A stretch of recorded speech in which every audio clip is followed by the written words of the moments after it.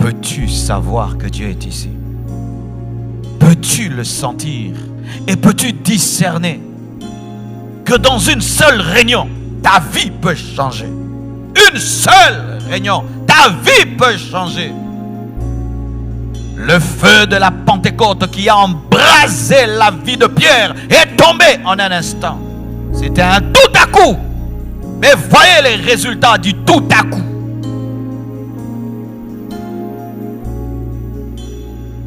Voyez le résultat de ce tout à coup.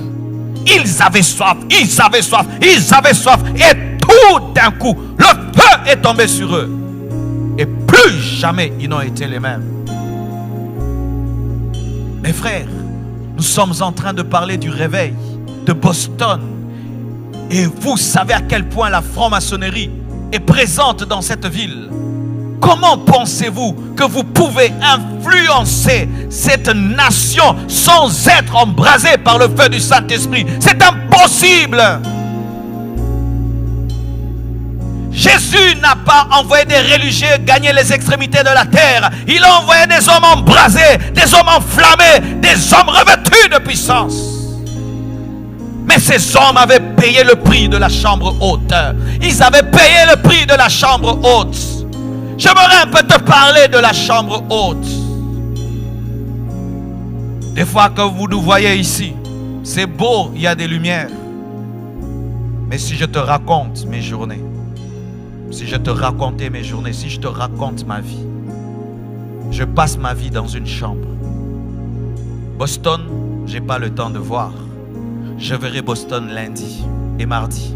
Et peut-être même pas s'il y a trop de gens pour qui je dois prier. Je vis dans une chambre et je prêche dans une chambre. Je prêche dans une chambre. Le prix à payer. Le prix à payer. Le médecin qui opère les cerveaux, le prix qu'il paye pour être capable de sauver les hommes, il fait des études de 10 ans, de 12 ans. Et il est tout le temps assis, on l'enseigne. Pendant que ses amis jouent, il est en train d'apprendre. Et demain, il peut opérer ton cerveau et te guérir d'un cancer. Vous voulez ou vous ne voulez pas. Les choses de Dieu, ce ne sont pas des jeux, mes frères. Veux-tu cette vie? Voulez-vous vraiment bouleverser cette ville? Vous devez vous enfermer. Vous devez rater des choses. Pendant que les autres s'amusent, vous devez être à genoux. Pendant que les autres font ce qu'ils veulent, vous devez mourir à cela, afin de donner la vie aux autres. Si vous n'êtes pas prêt à payer ce prix, vous êtes en train de vous amuser à venir à l'église sans comprendre les enjeux. Vous devez vivre à genoux, vivre à genoux, vivre enfermé, jusqu'à ce que le déclic aura lieu. Car si vous ne payez pas le prix, sachez que les occultistes payent le prix. Certains ont offert leurs femmes, ont offert leurs enfants pour que Satan vienne régner dans la ville. Ils ont donné ce qu'ils avaient de précieux. Ils ont accepté que tous leurs enfants meurent. Ils ont fait des sacrifices humains. Ils ont donné de leur sang. Certains devaient vivre jusqu'à 70 ans. Ont accepté de mourir à 30 ans pour que seulement Satan passe par eux. Ils ont fait des sacrifices donnant leur vie. Certains ont fait des pactes avec le diable. Ils ne peuvent pas regarder derrière eux. Certains ont fait des pactes avec le diable. Ce sont des serpents qui les apparaissent. Certains ont fait des pactes avec le diable. Ils n'ont pas le droit de dormir. Certains ont fait des pactes avec le diable qui ne peuvent dormir dans une maison. Il faut entendre les pactes qu'ils acceptent.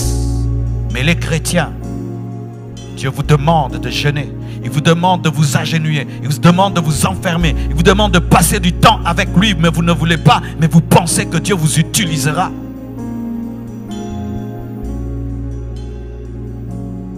C'est pourquoi chaque fois que quelqu'un me dit « Je veux ton onction », je ne crois plus en cela. Tu ne peux pas avoir l'onction d'un homme de Dieu. Je vais t'aider à avoir ton onction. Parce que si tu dois avoir mon onction, tu dois avoir mon histoire.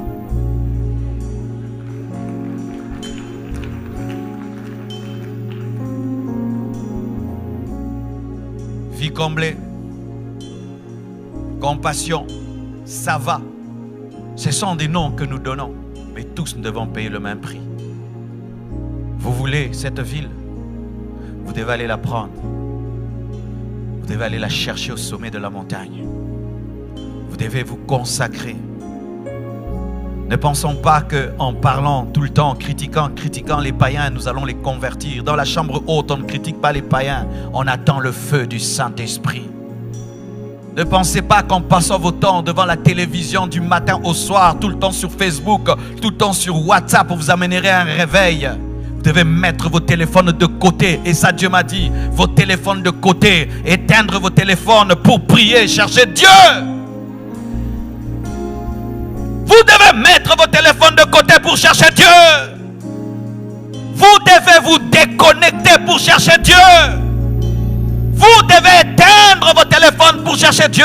Vous devez pendant un temps oublier que la technologie existe pour chercher Dieu. Mais tant que vous serez tout le temps connecté, tout le temps disponible, vous serez indisponible à la voix de l'Esprit. Car lorsque Dieu voudra vous parler, vous serez en train de parler à quelqu'un. Voulez-vous ou vous ne voulez pas? Ce monde n'a pas encore vu ce que Dieu peut faire au travers d'un homme qui s'abandonne totalement à lui. Le monde n'a pas encore vu ce que Dieu peut faire au travers d'un homme qui s'abandonne totalement à lui. Si aujourd'hui tu t'offres à Dieu comme un sacrifice vivant et tu montes sur l'autel de la croix, il va te consumer par le feu du Saint-Esprit et de là sortira un puissant serviteur de Dieu. Oh mes frères et sœurs, prenez au sérieux ce que je dis. Je suis venu dans des réunions comme ceci. J'étais un enfant et pendant que le prédicateur prêchait, il y avait des adultes dans la salle. Et l'Esprit de Dieu me disait, il te parle à toi. Je disais, moi, mais il y a tellement de gens plus intelligents, plus capables que tu peux utiliser. Dieu me disait, c'est à toi que je parle. Et si pendant que je parle, tu entends l'Esprit te dire que c'est toi, il s'agit de toi.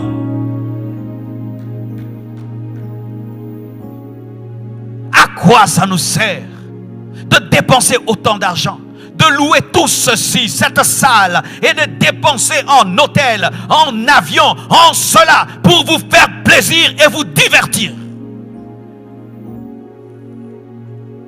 Et vous divertir.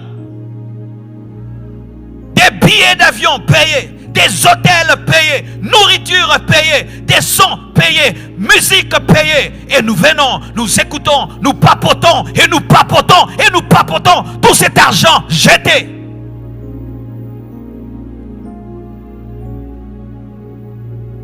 Si cette conférence n'engendre pas, ne fût-ce qu'un homme embrasé, nous avons échoué. Il fallait que je reste au Congo. Il fallait que je reste au Congo. Il fallait que je reste au Congo. Un jour, notre pasteur nous a chassés. Et Dieu soit béni pour ce qu'il avait fait. Il nous enseignait. Et nous, on trouvait que c'était normal qu'il puisse nous enseigner et nous enseigner. Et un jour, il nous pose la question sur ce qu'il avait enseigné hier. Et personne n'était capable de lui dire ce qu'il avait enseigné. Il nous a dit, levez-vous. Je perds mon temps. Rentrez chez vous. On pensait que c'était de la blague. Il nous avait chassés. Et nous sommes rentrés. Et on a dit, il a raison. Comment nous sommes incapables de nous rappeler ce qu'on nous a enseigné hier? Est-ce que vous vous rappelez ce que j'ai enseigné hier? Est-ce que vous vous rappelez ce que j'ai enseigné le premier jour? Est-ce que vous vous rappelez ce que le pasteur Samuel a enseigné? Ce que le pasteur Grégory a enseigné? Tout ce temps passé dans la prière. Est-ce que vous vous rappelez de cela? Et il nous a chassés. Et quand nous sommes rentrés, on a fait une réunion, on a dit, c'est vrai. Nous ne prenons pas au sérieux notre formation. Désormais, nous changeons. Nous sommes allés le voir, nous lui avons dit, pasteur, tu as raison. Nous sommes des aventuriers. Mais aujourd'hui, nous te promettons, nous prendrons au sérieux notre formation. Nous sommes revenus à ses pieds. Et nous sommes devenus ce que nous sommes devenus aujourd'hui. Parce qu'on avait pris au sérieux. Pourquoi es-tu ici? Parce que tout Boston est là? Parce que tes amis sont là? Parce que tu es obligé d'être là? Ou parce que tu as une rage? Tu as une rage, une soif, une insatisfaction, un désir ardent que rien ne peut satisfaire. Aucune maison, aucune voiture, aucune relation, rien que Dieu.